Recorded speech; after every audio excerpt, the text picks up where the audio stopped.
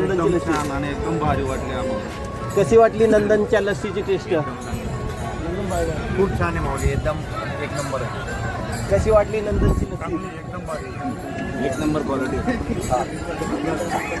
नंदनची लस्सी कशी वाटली बाबा? अजितदादांनी गोडवा जाणवला याच्यामध्ये. अजितदादांचा गोडवा जाणवला. कशी वाटली नंदनची लस्सी? जाणवला.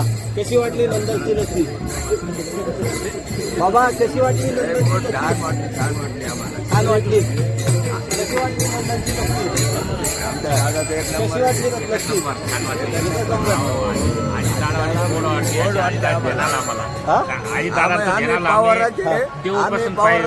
देवपासून पायी आलो ना. आम्हाला अजितदादांचं पाठवून आली तर तो बघितले आम्ही. अजितदादांची डेअरी आहे ही, अजितदादांनी डेअरी सुरू केलेली आहे. त्यांच्यामुळे आम्हाला थोडं तेच वाटलं, पण मग आता ते तुम्ही वाटलं आम्हाला थोडं आम्ही घेतलं नाही, पण असं भारी वाटलं म्हणजे अजितदादांमुळे. काय वाटतं माऊली? एकच नंबर लस्सी एकच नंबर. अजितदादांनी बनवलं. कशी वाटली लस्सी?